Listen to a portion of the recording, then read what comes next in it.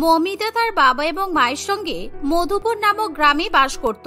মৌমিতার পরিবারের আর্থিক অবস্থা ভালো ছিল না, কারণ তার বাবা হরিপদ বাবু পেশায় একজন দিনমজুর ছিল। সেই সাথে সে তাদের গ্রামে জমিদার বাবু রামপ্রতাপ বাবুর জমিতে মাঝে মধ্যে চাষবাসেরও কাজ করে থাকত। মৌমিতা পড়াশোনাতে খুবই ভালো ছিল। ছোটবেলা থেকেই তার ইচ্ছে ছিল ইঞ্জিনিয়ার হওয়ার। তাই উচ্চ মাধ্যমিক পাশ করার পর সে তার বাবা মায়ের কাছে তার ইচ্ছা প্রকাশ করে। বাবা, মা, আমি ইঞ্জিনিয়ার হতে চাই, আর আমি জানি ইঞ্জিনিয়ারিং করতে অনেক টাকার দরকার। সেই কারণে আমি কিভাবে এই কথাটা তোমাদেরকে বলবো আমি কিছুই বুঝতে পারছিলাম না। অনেক ভাবনা চিন্তা করার পর আজকে আমি তোমাদেরকে বলেই ফেললাম।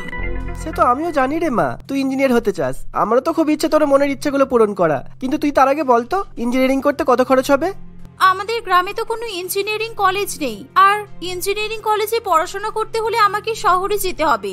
আমি আমার একটা বন্ধুর কাছ থেকে জানতে পেরেছি শহরের কলেজে গিয়ে থেকে পড়াশোনা করলে মোটামুটি 10 থেকে 15 লক্ষ টাকা খরচ হবে। মৌমিতার মুখে এত টাকার কথা শুনি তার বাবা মা দুজনেই খুবই অবাক হয়। তোর কি মাথা খারাপ হয়ে গেছে? তোর বাবা মাসে 10-15 হাজার টাকা ইনকাম করতে পারে না, আর তুই 10-15 লক্ষ টাকার গল্প করছিস? এইসব ভুলভাল স্বপ্ন দেখা ছেড়ে দে। আর তোর এমনিও বিয়ের বয়স হয়েছে, বিয়ে করে সংসার কর। আমাদের গরিবদের ভাগ্যে এটাই লেখা থাকে। মায়ের মুখে এমন কথা শুনে মৌমিতার চোখে জল চলে আসে। এই দেখে হরিপদ বাবুর খুবই খারাপ লাগে। তুই কাঁদিস না মা, আমি আগেও তোর পাশে ছিলাম আর এখনো তোর পাশে থাকবো। তুই শহরে যাওয়ার বন্দোবস্ত কর, আমি যে করেই হোক টাকা জোগাড় করবো। তোকে অনেক বড় ইঞ্জিনিয়ার হতে হবে, আর আমি জানি তুই নিশ্চয়ই পারবি। বাবার মুখে এমন কথা শুনে মৌমিতা খুবই খুশি হয়, কিন্তু হরিপদ বাবু কোথা থেকে টাকা জোগাড় করবে এসব নিয়েই চিন্তা করতে থাকে। শেষ পর্যন্ত হরিপদ বাবু এবং তার স্ত্রী দুজনে মিলে তাদের গ্রামে জমিদার বাবু রামপ্রতাপ বাবুর কাছে যায়। তারা রামপ্রতাপ বাবুকে নিজেদের মেয়ের পড়াশোনার খরচের জন্য 15 লক্ষ টাকা ধার দিতে বলে। তোমরা 15 লক্ষ টাকা কখনো ফেরত দিতে পারবে? আমার তো মনে হয় না। দিনমজুরের কাজ করে 15 লক্ষ টাকা শোধ করা অত সহজ ব্যাপার নয় হরিপদ। এরকম বলবেন না বাবু, আমি জানি এটা অতটাও সহজ নয়, কিন্তু আমার মেয়ের জন্য সব করতে পারি। আপনি শুধুমাত্র কয়েক বছর সময় দিন, আমি দিনরাত পরিশ্রম করে আপনার সব টাকা শোধ করে দেবো। দরকার পড়ে আমি সারা জীবন আপনার চাকর হয়ে থাকবো, কিন্তু দয়া করে আমাকে 15 লক্ষ টাকা দিয়ে দিন। মেয়েটা ইঞ্জিনিয়ার হতে চাই, আর ওর স্বপ্ন আমি পূরণ করেই ছাড়বো।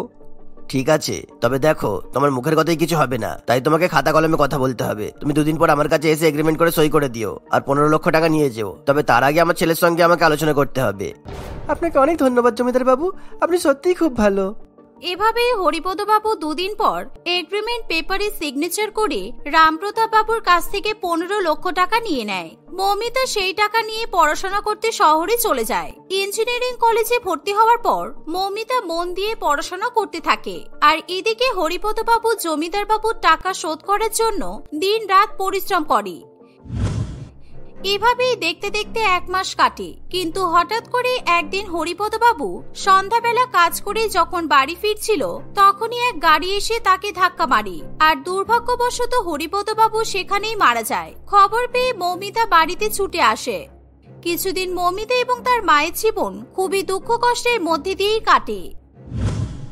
একদিন, অনেকদিন হয়ে গেল রে মা, তুই এবার শহরে ফিরে যা, না হলে তোর পড়াশোনার ক্ষতি হবে। কিন্তু মা, আমি তোমাকে একা ছেড়ে কিভাবে যাব? তুমিও যদি আমার সঙ্গে শহরে যাও তাহলে খুব ভালো হবে, আমি তাহলে নিশ্চিন্তে পড়াশোনা করতে পারবো। না রে মা, আমি তোর সঙ্গে যেতে পারবো না, আমাকে এখানেই থাকতে হবে। ঘরবাড়ি ছেড়ে শহরে গিয়ে কি থাকা সম্ভব? তুই বল। তুই আমার কথা ভাবিস না, তুই মন দিয়ে শুধু পড়াশোনা কর। তুই কয়েকটা বছর কষ্ট করলেই আমাদের দুঃখের দিন একেবারে শেষ হয়ে যাবে। আচ্ছা মা, একটা কথা বলো তো, বাবা আমার পড়াশোনার জন্য 15 লক্ষ টাকা কোথা থেকে জোগাড় করেছিল? আমি বাবাকে অনেকবার জিজ্ঞাসা করেছিলাম, কিন্তু বাবা আমাকে কিছুই বলেনি। সে নিয়ে তোকে চিন্তা করতে হবে না, আমি আছি তো, আমি সব সামলে নেব। তুই যেরকম ইঞ্জিনিয়ার হতে চাস সেরকম কিন্তু তোর বাবারও ইচ্ছে ছিল তুই অনেক বড় ইঞ্জিনিয়ার হবি। তাই এখন তোর আর তোর বাবার স্বপ্ন পূরণ করার দায়িত্ব আমার। তুই এবার শহরে ফিরে যা মা। মায়ের কথা শুনে মৌমিতা সেদিনই শহরে ফিরে যায়। ঠিক পরের দিনই জমিদার বাবু এবং তার ছেলে মোহন মৌমিতাদের বাড়িতে আসে। এই বুড়ি, তোর মেয়ে কোথায়? তোর মেয়েকে ডেকে নিয়ে আই, তোর মেয়ের সাথে আমার ছেলের বিয়ে দেবো। তোর মেয়েকে আমার বাড়ির বৌমা করে নিয়ে যাব, কারণ তোর মেয়েকে আমার ছেলের খুবই পছন্দ। এ আপনি কি বলছেন জমিদার বাবু? আপনার ছেলের যে আমার মেয়েকে পছন্দ হয়েছে সেটা আমি মানছি, কিন্তু আমি তো আমার মেয়ের এখন বিয়ে দিতে পারবো না। আর তাছাড়া আপনার ছেলেকে আমার মেয়ে একেবারেই পছন্দ করে না। আমি তো আর জোর করে আমার মেয়ের বিয়ে দিতে পারি না, বলুন। তুই হয়তো জানিস না হরিপদের সঙ্গে আমার কি এগ্রিমেন্ট হয়েছিল। এই দেখ, এই কাগজটা ভালো করে পড়ে দেখ, তো স্পষ্ট লেখা আছে 3 মাসের মধ্যে 15 লক্ষ টাকা ফেরত দিতে না পারলে হরিদার ওর মেয়ের সঙ্গে আমার একমাত্র ছেলের বিয়ে দেবে। আর আমি টাকা ধার দিয়েছি 3 মাসের বেশি হয়ে গেছে, দেখে নে চোখ দিয়ে। না, এটা হতে পারে না। আমার স্বামী এই কাজটা কখনোই করতে পারে না। আপনারা নিশ্চয়ই আমাদেরকে ঠকাচ্ছেন। হ্যাঁ, আমি মানছি আমার স্বামী আপনাদের কাছ থেকে 15 লক্ষ টাকা ধার নিয়েছে, কিন্তু আমি আপনাদের টাকা শোধ করে দেব। আমি দিন রাত পরিশ্রম করে আপনাদের সব টাকা শোধ করে দেব। এই বুড়ি, তুই 15 লক্ষ টাকা কিভাবে শোধ করবি? তুই কি এবার নিজেকে বিক্রি করবি ভেবেছিস নাকি? কিন্তু তুই তো বুড়ি হয়ে গেছিস, তোকে কেউ কিনবে না। তাই বলছি শোন, 15 লক্ষ টাকার বিনিময়ে তোর মেয়েটাকে বিক্রি করে দে। আর হিসাব মতো তো এটাই দাঁড়াচ্ছে যে 15 লক্ষ টাকার বিনিময়ে তোদের মেয়েকে আমাদের কাছে বিক্রি করতে হবে। দেখ, এই ডকুমেন্টে সেটাই লেখা আছে। এই বুড়িকে কিছু বুঝিয়ে লাভ নেই বাবা। মমিতা কোথায় যাচ্ছে জিজ্ঞাসা করো। আমি মমিতাকে আজকে বিয়ে করতে চাই। আমাদের কাছে যেহেতু ডকুমেন্টস আছে, তাই বুড়ি আমাদের কিচ্ছু করতে পারবে না। পুলিশ, আইন, আদালত, কোর্ট সবাই আমাদের সাপোর্ট করবে। মালতী দেবী কি করবে কিছুই বুঝে উঠতে পারে না। জমিদার বাবু এবং তার ছেলে দুজনে মিলে মালতী দেবীকে ভীষণ পরিমাণে চাপ দিতে থাকে। এর ফলে মালতী দেবী ভীষণ বিপদে পড়ে। দেখুন, আপনারা এরকম করবেন না। আমার মেয়ে তো এখন পড়াশোনা করতে শহরে গেছে। আমি আপনাদের কাছে অনুরোধ করব, দয়া করে আমাকে কয়েক বছর সময় দিন। আমার মেয়ের পড়াশোনাটা শেষ হয়ে যাক, তারপর আমি নিজে আমার মেয়ের সঙ্গে আপনার ছেলের বিয়ে দেব। আমার মেয়ে ইঞ্জিনিয়ার হতে চাই, দয়া করে ওর স্বপ্নটা ভেঙে দেবেন না। ঠিক আছে, তাই হবে। আমার ছেলেটাকে তো কেউ বিয়ে করতে চাইছে না। সবাই বলছে আমার ছেলেকে নাকি কেউ এখনো বিয়ে করবে না। তবে আমি আমার মাতাল ছেলের জন্য যখন ইঞ্জিনিয়ার বৌমাকে বাড়িতে নিয়ে যাব, তখন সবার মুখে চুনকালি পড়ে যাবে। 4 বছর পর তাহলে বরযাত্রী নিয়ে তোর বাড়িতে উপস্থিত হব, ঠিক আছে? এই বলে রামপ্রতাপ বাবু তার ছেলে এবং সাঙ্গপাঙ্গকে নিয়ে সেখান থেকে চলে যায়। মালতী দেবী ভীষণ পরিমাণে কান্নাকাটি করতে থাকে। তার কাছে কোনো উপায় না থাকায় সে জমিদার বাবুর কথাতে রাজি হয়, কারণ সে খুব ভালো করেই জানে জমিদার বাবুর কথার অন্যথা করলে মৌমিতার জীবনেরও ক্ষতি হতে পারে। তবে মালতী দেবী সমস্ত কিছু নিজের মধ্যে চেপে রাখে। সে এই ব্যাপারে মৌমিতাকে কিছুই জানায় না। ওদিকে মৌমিতা মন দিয়ে পড়াশোনা করতে থাকে। মৌমিতা যে কলেজে ভর্তি হয়েছিল, সেই কলেজে প্রথম দিন যাওয়া মাত্রই নিখিল নামে এক ছেলের সঙ্গে মৌমিতার পরিচয় হয়। মৌমিতা এবং নিখিল দুজনেই পড়াশোনাতে ভালো হওয়ায় তাদের দুজনের মধ্যে ভালো বন্ধুত্ব হতে বেশি সময় লাগে না। একদিন নিখিল মৌমিতাকে বলে, মৌমিতা, আমার কালকে জন্মদিন, আর আমার বাবা আমার জন্মদিন উপলক্ষে আমার বাড়িতে একটা বড় পার্টির আয়োজন করেছে। আমার বার্থডে পার্টিতে আমি আমার সব বন্ধু বান্ধবকে ইনভাইট করেছি, আর আমি চাই তুমিও যেন কালকে আমার বার্থডে পার্টিতে যাও। না না নিখিল, আমি তো যেতে পারবো না, কারণ আমি আজ পর্যন্ত কখনোই কোনো পার্টিতে যাইনি। আর তুমি তো জানোই আমি শহরের মেয়েদের থেকে পুরোপুরি আলাদা। এখনো পর্যন্ত আমি এদের সঙ্গে নিজেকে মানিয়ে নিতে পারলাম না। আর তোমার বার্থডে পার্টিতে গেলে তোমারও অসুবিধা হতে পারে। আমি তোমার কোনো কথা শুনবো না, কালকে আসতেই হবে। তুমি আমার এত ভালো বন্ধু, আর তুমি আমার জন্মদিন পার্টিতে উপস্থিত থাকবে না, এটা হতেই পারে না। তুমি তো আমার বেস্ট ফ্রেন্ড বলো, তাই তোমাকে কালকে যেতেই হবে। নিখিল এতবার করে অনুরোধ করলে মৌমিতা তার কথা ফেলতে পারে না। পরের দিন মৌমিতা নিখিলের জন্মদিন পার্টিতে যায়। ওই পার্টিতে নিখিলের অনেক বন্ধু বান্ধবরা উপস্থিত ছিল, তবে তারা সকলেই মডার্ন এবং ওয়েস্টার্ন জামা কাপড় পরেছিল। শুধুমাত্র মৌমিতা একাই শাড়ি পরে ওই পার্টিতে উপস্থিত ছিল, তাই মৌমিতাকে দেখতে সকলের থেকে আলাদা বলে মনে হয়। মৌমিতা, তুমি এসেছো, আমি খুব খুশি হয়েছি। আমি তোমার জন্যই অপেক্ষা করছিলাম। তোমার আসতে কোনো অসুবিধা হয়নি তো? না না, আমার কোনো অসুবিধা হয়নি। আচ্ছা নিখিল, আমি কিন্তু এখানে বেশিক্ষণ থাকতে পারবো না। জানি না কেন আমার নিজেকে যেন বড্ড অদ্ভুত মনে হচ্ছে। তুমি আমাকে এখানে বেকার আসতে বলেছো, আর তাছাড়া কিছুদিন পর আমাদের পরীক্ষা, তাই আমি বেশি সময় নষ্ট করতেও পারবো না। আচ্ছা বাবা, ঠিক আছে। তুমি যদি এখানে 5 মিনিটের জন্য থাকো, তাহলে সেটাও আমার জন্য অনেক। এরই মধ্যে নিখিলকে তার বাবা মা ডাকাডাকি করতে শুরু করে। নিখিল কেক কাটার জন্য চলে যায়। নিখিলের কেক কাটা হয়ে গেলে মৌমিতা একটা ছোট্ট উপহার নিখিলের হাতে দিয়ে সেখান থেকে চলে যায়। পার্টি শেষ হয়ে গেলে আস্তে আস্তে সকলেই যে যার মতো বাড়িতে ফিরে যায়। তখন নিখিলের বাবা কমলকান্ত বাবু নিখিলের কাছে এসে বলে, আচ্ছা নিখিল, আজকে তোমার বার্থডে পার্টিতে একটা মেয়ে শাড়ি পরে এসেছিল না? ওই মেয়েটা কে বলো তো? ওই মেয়েটার নাম মৌমিতা বাবা। মৌমিতা আমাদের কলেজেই পড়ে। আর জানো বাবা, মৌমিতা খুবই ভালো মেয়ে। আর মৌমিতা আমাদের ক্লাসে ফার্স্ট হয়। আর ওর বাড়ি এখানে নয়, ও গ্রামে থাকে। শুনেছি ওরা খুবই গরিব, আর বেচারি খুব কষ্ট করে পড়াশোনা করছে। ঠিক আছে, তুমি এক কাজ করো, কালকে মৌমিতাকে আমাদের বাড়িতে ডাকো। আসলে মৌমিতাকে আমার ভীষণ পছন্দ হয়েছে, আর আমি মৌমিতাকে আমার বাড়ির বৌমা করতে চাই। এমনকি তোমার মায়েরও মৌমিতাকে পছন্দ হয়েছে। তবে তার আগে তুমি বলো, তুমি মৌমিতাকে বিয়ে করতে চাও তো? হ্যাঁ বাবা, আসলে আমারও মৌমিতাকে খুব পছন্দ, কিন্তু আমি কখনোই মৌমিতাকে আমার মনের কথা বলতে পারিনি। তবে আমার মা বাবা যে এত সহজে আমার মনের কথা বুঝতে পেরে যাবে, এটা আমি ভাবতেও পারিনি। থ্যাংক ইউ সো মাচ বাবা। আমি কালকেই মৌমিতাকে আমাদের বাড়িতে নিয়ে আসবো। কিন্তু পরের দিন থেকে নিখিলের সঙ্গে মৌমিতার আর দেখা হয় না, কারণ মৌমিতা কিছুদিন যাবৎ কলেজে যায় না। মৌমিতার সঙ্গে কোনো রকমের যোগাযোগ করতে না পারায় নিখিল ভীষণ পরিমাণে চিন্তায় পড়ে। নিখিলের কথা শুনে তার বাবা মাও দুশ্চিন্তা করতে থাকে। এভাবেই দেখতে দেখতে 10-15 দিন কাটে। শেষ পর্যন্ত নিখিলের বাবা মৌমিতাদের গ্রামের বাড়ির ঠিকানা জোগাড় করে। তার আর দেরি না করে মৌমিতাদের গ্রামের উদ্দেশ্যে রওনা দেয়। কিন্তু মৌমিতাদের বাড়িতে পৌঁছে তারা দেখে মৌমিতা কনের সাজে বিয়ের মণ্ডপে বসে আছে। সেই সাথে মৌমিতা এবং তার মায়ের চোখ থেকে যেন অশ্রুর বন্যা বইতে থাকে। এসব কি হচ্ছে এখানে? মৌমিতা, হঠাৎ করে তোমার বিয়ে হচ্ছে কেন? তুমি তো আমাকে তোমার বিয়ের ব্যাপারে কিছুই জানাওনি। কি হলো? তুমি কিছু বলছো না কেন? আর তুমি এত কাঁদছো কেন? তুমি কি বিয়েতে খুশি নাও? কেউ কি তোমাকে জোর করে বিয়ে দিচ্ছে? এই তোমরা কারা? তাড়াতাড়ি এখান থেকে কেটে পড়ো। এখানে মৌমিতার সঙ্গে আমার ছেলের বিয়ে হচ্ছে।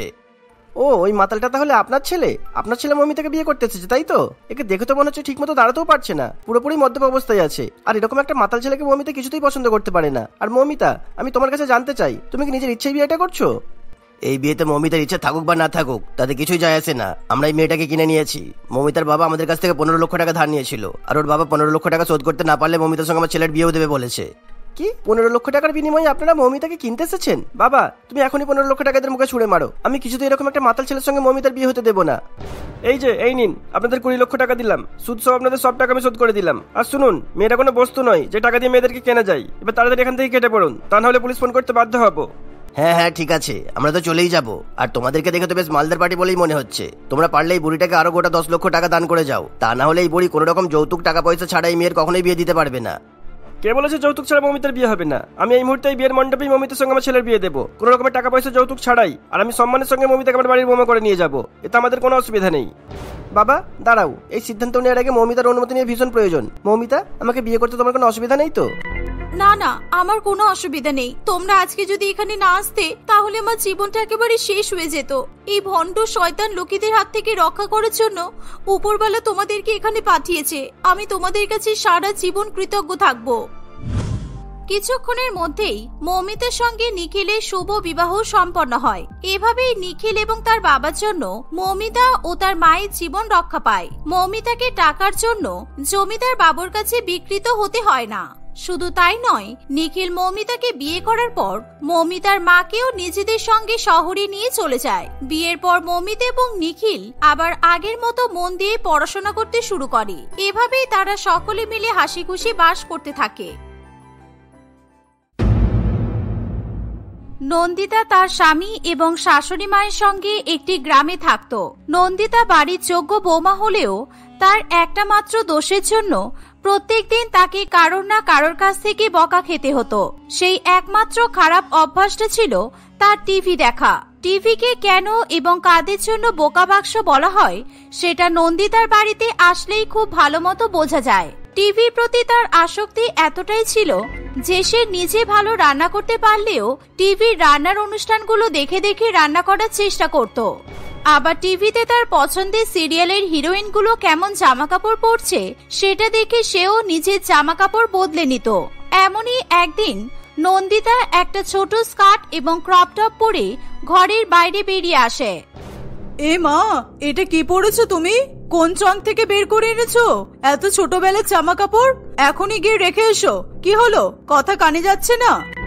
একটা কথা 3-4 বার বললে কানে না যাওয়ার উপায় আছে? সবই শুনতে পেয়েছি, কিন্তু এই পোশাকটা তো আমি খুলবো না। মাধুরীও তো এরকম জামা কাপড় পরেছে, ওর শাশুড়ি মা তো ওকে কিছু বলেনি। তাহলে আপনার এত কিসের অসুবিধা হচ্ছে? মাধুরী আবার কে? আমাদের গ্রামে এরকম জামা কাপড় পরে আমার তো জানাশোনা কেউ নেই।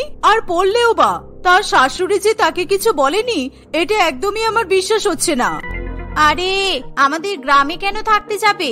ওই যে রাত 8টার সময় আমি যে সিরিয়ালটা দেখি না, ওই যে সাথে থেকো সাথী, ওখানে যে হিরোইন মাধুরী আছে সে তো নিজের শাশুড়ি মাকে জব্দ করবে বলে পার্টিতে সবার সামনে এসব পরে চলে এসেছিল।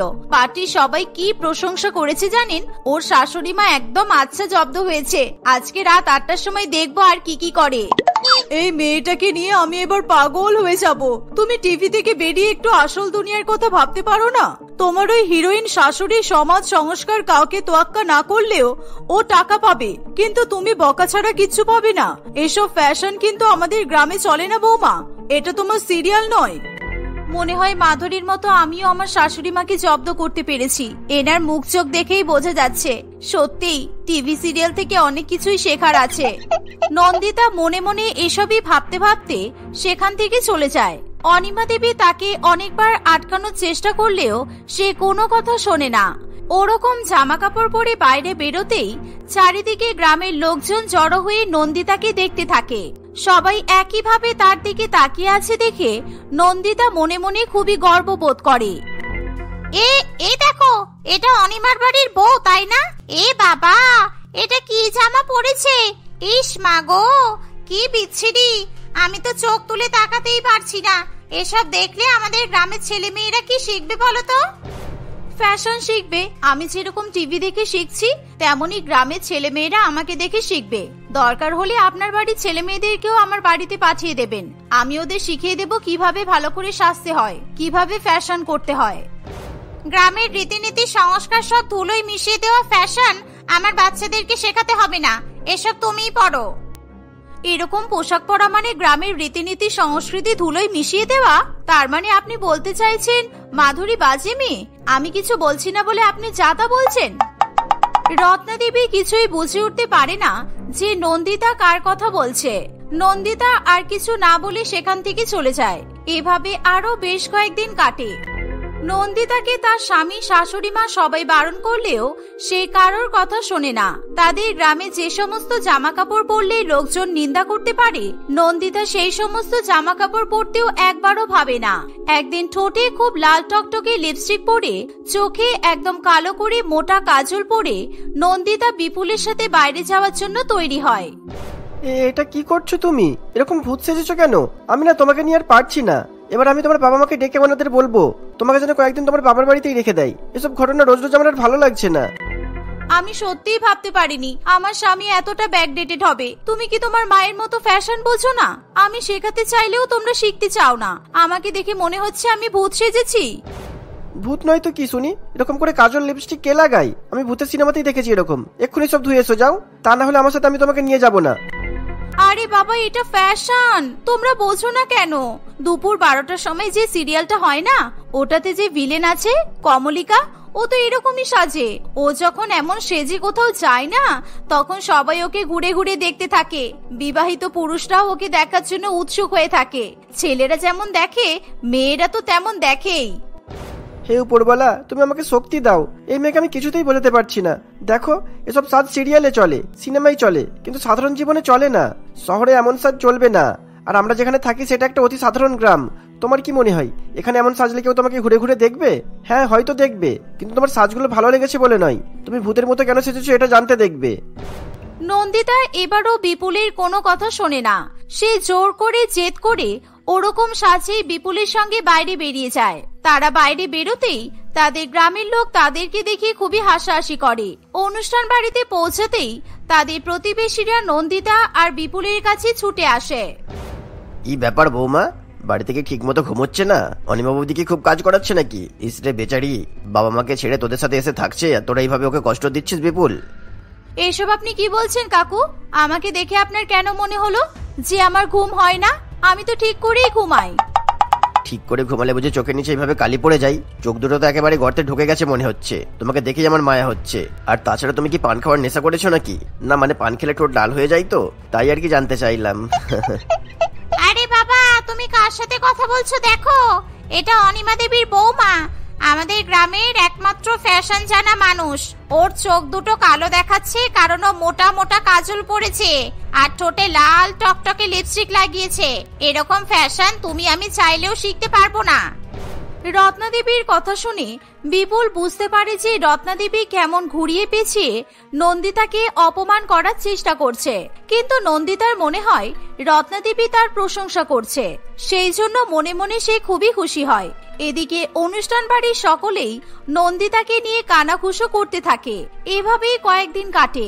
একদিন নন্দিতা হঠাৎ করে অনেক অনেক খবরের কাগজ জোগাড় করতে থাকে।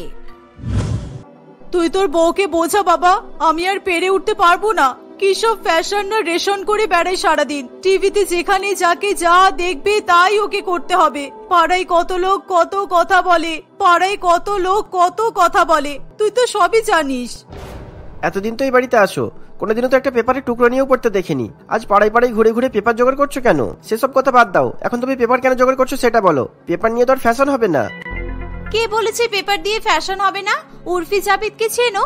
ও তো সাইকেলের চেন দিয়েও ফ্যাশন করেছে। আমি তো শুধুমাত্র পেপারগুলো জমা করছি পেপারের ঘাগরা বানাবো বলে। তুমি কি গ্রামের মধ্যে আমাদের মান সম্মানটা নষ্ট করবে বলে ধরেই নিয়েছো? যাদের দেখে দেখে এই সমস্ত ফ্যাশন করো তারা সবাই শহরে থাকে, আমাদের মতো গ্রামে এসব উদ্ভট ফ্যাশন চলে না। আর তাছাড়া কাগজ দিয়ে জামা পরাটা কতটা ঝুঁকি কাজ বলো তো? যদি জলে ভিজে যাই বা আগুন লেগে যায় তখন কি হবে? আরে আগে বানাতে দাও তারপর তো এত কিছু এখনই বলছো কেন? আগের দিন মাধুরীর মতো জামা আর কমলিকার মতো সেজেছিলাম বলে সবাই আমাকে দেখার জন্য কত উৎসুক হয়েছিল, তাহলে ভাবো আজকে কি হবে। শুনলি তো খোকা, আমার এসব জিনিস রোজ রোজ সহ্য হয় না। আমার তো ভয় লাগে তোর বউকে, কোনোদিন দেখবে ওর পছন্দের সিরিয়ালের হিরোইন শাশুড়িকে বিষ দিয়েছে, এই দেখে তোর বউ আমাকেও বিষ খাইয়ে দেবে। এইভাবে বিপুল এবং অনিমা দেবী মনে মনে নানান রকমের আশঙ্কা প্রকাশ করতে থাকে, কিন্তু নন্দিতা সেসব কিছুতে পাত্তা না দিয়ে নিজের ইচ্ছা মতো খবরের কাগজের ঘাগরা বানাতে থাকে। কাগজের সঙ্গে কাগজ আঠা দিয়ে লাগিয়ে কিছুক্ষণের মধ্যেই সে কাগজের জামা বানিয়ে ফেলে। আবার গ্রামের সবাইকে দেখাতে সে বাইরেও যাবে বলে ঠিক করে। যেদিন আমি বাড়ি থাকি না তুমি যা খুশি তাই করো, আমি কিচ্ছু বলি না, কিন্তু আজ আমি বাড়িতে আছি তাই আমি এখন এসব কিছুই করতে দেবো না।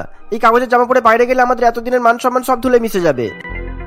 যদি সম্মান বেড়ে যায়, কারণ আমি এসব পরে বাইরে বেরোলেই তো লোক জানতে পারবে যে তোমাদের বাড়িতে একজন ফ্যাশন ডিজাইনার আছে যে টিভিতে দেখে দেখে নিজের ইচ্ছা মতো জামা কাপড় বানাতে পারে। আমার মান সম্মান বাড়ানোর কোনো ইচ্ছা নেই, আর যেটা আছে সেটা হারানোর কোনো ইচ্ছা নেই। যা আছে আমি তাতেই খুশি, আর সেই জন্যই আমি চাই তুমি বাড়িতে থাকো। কিন্তু কে শোনে কার কথা? অনেক তর্কাতর্কি ঝামেলা করার পরও নন্দিতা ঠিক বাইরে বেরিয়ে যায়। সে কিছু দূর যেতেই পাড়ার একটি ছোট্ট বাচ্চা তাকে ঘিরে ধরে। তুমি পেপার দিয়ে জামা পরেছো কেন আন্টি? তোমার বাড়িতে কি জামা কাপড় নেই? আমার মায়ের কাছে অনেক পুরানো পুরানো জামা আছে। মা বলছিল স্টেশনের পাশে গরিব ছেলে মেয়েগুলোকে দিয়ে দেবে, তোমার জন্য আমি দু একটা আনতে পারি। এই বেশি পাকা হয়েছিস তাই না? আমাকে দেখে মনে হচ্ছে আমার জামা কাপড় নেই? অসভ্য মেয়ে, যা তো এখান থেকে। অবশ্য তোদের আর দোষ কোথায়? এই গ্রামের প্রাপ্তবয়স্করাই ফ্যাশন বোঝে না, বাচ্চাটা বুঝবে কিভাবে? নন্দিতার কথা শুনে পিঙ্কি হাউমাউ করে কাঁদতে থাকে। নন্দিতার চোখে জল মোছাতে পিঙ্কির বন্ধু বিল্টু নন্দিতার কাগজের ঘাগরা থেকে এক টুকরো কাগজ ছিঁড়ে নেয়।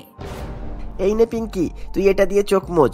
এই আন্টিটা খারাপ না রে, আন্টিটা তোকে বকেছে তো, আবার দেখ নিজের জামা থেকে ছিঁড়ে তোকে চোখ মুছতেও কাগজও দিয়েছে। কত ভালো না বল?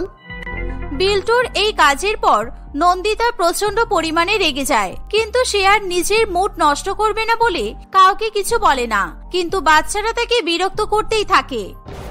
আচ্ছা আন্টি, কাগজের নৌকা তো জলে ভাসে, তাই তুমি এই কাগজের জামা পরে জলে ভাসতে পারবে? হ্যাঁ, কেন পারবো না? এই জামাটা দেখতে যেমন সুন্দর তেমন অনেক উপকারী। আমি এসব সাধারণ আতিপাতি জিনিস বানাই না, বুঝলি? তাহলে তুমি একটু জলে নেমে দেখাও, আমরাও দেখি তুমি ভাসতে পারো কিনা। নন্দিতা বারবার না করতে থাকে, কিন্তু বাচ্চারা তার কোনো কথা শোনে না। তারা নন্দিতাকে জলে নামার জন্য বাধ্য করে। বাচ্চাদের সঙ্গে ঠেলাঠেলিতে মাঠের পাশে থাকা এক পুকুরে নন্দিতা পড়ে যায়। নন্দিতা সাঁতার জানতো, তাই হয়তো সে সুস্থভাবে বাড়ি ফিরে আসতে পারত, কিন্তু জলে পড়ার সঙ্গে সঙ্গে তার কাগজের জামা জলে ভিজে নষ্ট হয়ে যায়। নন্দিতা চেয়েও আজ জল থেকে উঠে আসতে পারে না।